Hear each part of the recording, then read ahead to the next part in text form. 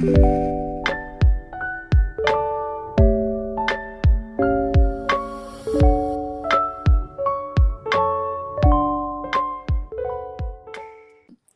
everyone, this is Maria, Amelia, Nicole, and Charlena of our new CKC podcast. We're so excited to get a platform to promote our voices. So we are interns at Culture Kids Cuisine, an all-female nonprofit organization set out to educate children and anyone else who wants to learn about cultures from around the world through food and cooking. Our organization provides numerous resources, whether it be online or in-person cooking classes, which are to be resumed after the global pandemic, blog posts, recipe and lesson kits, and our own very new podcast. We encourage children all over the world to participate in activities designed to teach culture while engaging in a fun recreational pursuit. Our interns designed all of the content you see for our organization. Our organization is also dedicated to closing the gender gap in business and entrepreneurship by encouraging young women to become leaders, risk takers, and starters of their own passion projects. Today we will be talking about cooking at home. Cooking at home is a good way to save money and fun if you enjoy cooking. It can be a form of stress relief after a long day. You can learn as you cook, and you can teach your kids as you learn. It's a great way to spend time with your family, especially during quarantine, if everyone is at home and or looking for a new hobby. Cooking is a useful skill to have, and you can always impress your friends. It's good to learn early so that as kids grow up, they can cook for themselves and their friends and other family. You can cook for other people and make them happy, or just to cook for them to show your support if they're going through a tough time or are too tired or occupied to cook. COVID-19 may prove to be a different story, but on occasion, if you know your neighbors had a rough day, or a paramedic friend had a long and tiring shift and you want to show them that they are appreciated or that you are a genuinely good friend, bring them some dinner. Maybe bring your own too and invite them to dinner with you. And you guys can kick back and relax, maybe watch some TV and talk about the days that you've had. By cooking your own food, you can know exactly what goes in your dish, as well as keep track of your calories or diet if you want to avoid certain foods. You'll even technically be eating healthier and reducing calorie consumption. For example, the oil used in restaurants like pizza. But we will cover more about the nutritional benefits of cooking in the next episode. Cooking allows you to explore and experiment, and learning about different dishes and their origins can help you understand more about world cultures, customs, and traditions. Learning to cook dishes that your mom or grandmother has made for you can bring back so many good memories and help you feel like you're back home. If you want a new hobby, cooking is a great place to start. Even if you don't know how to begin, there are plenty of recipes and videos on YouTube or online where people show you how to make something step by step. All right, let's talk about the new year. Man, 2020 was definitely an interesting year, but it is now 2021 and hopefully things will be better. So there are many different ways to celebrate the coming of a new year, whether it be partying or staying up late with friends and family on New Year's Eve to count down, watch fireworks, or watch the ball drops from all around the world. But recently passed was Lunar New Year, or Chinese New Year, on Saturday, February 12th. Usually when those who celebrate Lunar New Year hear that it's that time of the year again, they immediately think about the little red envelopes, and then family, and then the food, which of course are the main festivities of the holiday. This year is the year of the ox. The ox in Chinese culture typically signifies hard work and movement, so hopefully that would mean that 2021 would be a year of moving forward. People born in the year of the ox are strong and reliable, calm and patient, methodical and fair. They inspire confidence in others and are people to be trusted. Wishing for luck, prosperity, good fortune, wealth, and all of those good things are very important in Chinese culture, especially for Chinese Lunar New Year. There are many traditions for Lunar New Year, and many people believe in taboos. Some people believe that it is bad to borrow money on New Year's Day, and that all debts should be paid by New Year's Eve. If someone owes you money, don't go to their house to demand it, or you may be unlucky all year. Do not wear damaged clothes. Especially for kids, if they wear clothes that are damaged in the first month of the Lunar New Year, it's said to bring bad luck. Do not wear black or white.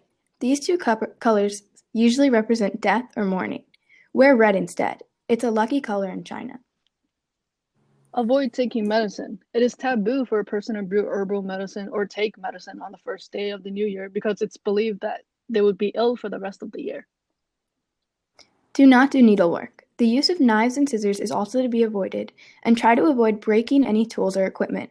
Any accident, whether harming a person or a tool, is associated with bad luck and a loss of wealth, especially for tradesmen or business people. Don't wash your hair or your clothes on New Year's Day because it washes away your good luck. In Chinese, hair or fa has the same pronunciation as the fa and fa cai, which means to be wealthy. A common saying on Lunar New Year is gong xi fa cai in Mandarin or gong hei fa chua in Cantonese. There are actually a lot more, some more popular than others, and there are others that are popular in one region of China, but not necessarily in others. But next, there are a few food traditions. One of the most important dishes is fish. Common types of fish include the Crucian carp, the Chinese mud carp, and catfish. It is common to buy two fishes for the new year. Another popular dish is nian gao, sweet glutinous rice cake, which represents the hope of getting higher income or position at your job. In Chinese, the glutinous rice cake sounds like nian gao, whose literal translation is high year. One of the lucky sayings for eating nian gao is Nian gao. where the literal translation means higher every year, but can refer to children growing taller, getting better grades, or getting promotions at work, etc. This implies that the higher you are, the higher your luck or prosperity would be for you in your life or business. Tangyuan, which are sweet rice balls, are a main part of China's Lantern Festival, and in southern China, people eat them throughout the Spring Festival. The pronunciation of Tangyuan, along with the round shape of the little rice balls, are associated with family and reunion and being together. A lucky saying for eating Tangyuan is Tuan Tuan Yuan Yuan, where the literal translation is group, group, round, round, but can mean happy family reunions. Chinese dumplings represent wealth. Dumplings are a popular traditional Chinese New Year's Eve dish, especially in northern China. These dumplings can be shaped like Chinese silver ingots, and legend has it that the more dumplings one eats during the New Year celebrations, the more money they would get in the new year. Sometimes the ones who make the dumplings would put a white thread in one of the dumplings, and whoever gets that one is said to live a longer life. Instead of white thread, the dumpling maker can put a copper coin, and the one who gets that dumpling is said to become wealthy in the new year. Spring rolls represent wealth. They're especially popular in eastern China, and a lucky saying for eating spring rolls is "Huangjing Wan Liang," a ton of gold, which means a ton of gold because spring rolls kind of look like gold bars. Longevity noodles are obviously a symbol of longevity. What's special about longevity noodles is that they are uncut and longer than regular noodles, which represents the hope for a long life. And last but not least, and maybe the most important of the food culture for Chinese New Year, are good fortune fruit, which include tangerines, oranges, pomelos, and shaddocks, which represent fullness and wealth. These good fortune fruits are selected for being round and gold, and of course their pronunciations. Eating or just displaying oranges and tangerines is believed to bring luck and fortune. Orange and tangerine in Chinese is cheng, which sounds like the character for success.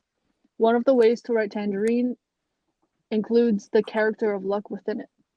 Eating pomelos and shaddocks is believed to invite continuous prosperity, and a traditional saying is that the more you eat, the more prosperous you will become. Pomelo in Chinese is kind of sounds like how you say to have, and sounds like how you say again, which means to have again. Okay, so now let's shift our focus to another continent, specifically Europe. Europe can be divided into Eastern Europe and Western Europe. Specifically within Western Europe, or along with Northern Europe, there are several countries that have unique traditions during the New Year's. For example, in Denmark, people break plates in order to symbolize new luck and new beginnings. In Spain, they consume 12 grapes as the clock strikes 12 o'clock at midnight. And in Switzerland, people drop ice cream from their chairs in order to symbolize good luck. Now, in Eastern Europe, mostly the countries who were part of the previous Soviet Union, they have similar traditions that intertwine within those cultures. In Russia, the largest country in Eastern Europe, a lot of people tend to eat small appetizers such as oranges, and of course, for the adults, champagne. One folktale that is always told to younger children, are about Father Christmas, also known as Ded Moroz, and his granddaughter, Lisniguruchka. In addition, there's also a lot of singing, as well as caroling. Now, some other countries, such as Ukraine, Romania, and Poland, often eat a lot of cabbage rolls and various pastries and sweets. And specifically, these countries tend to celebrate New Year's as more of a religious holiday, inching towards the Orthodox Christian celebration of Christmas following on January 7th. And lastly, we wanted to elaborate on some New Year's traditions in the Americas. Firstly, in Northern America, or specifically in the United States, a lot of people tend to watch the New York City ball drop.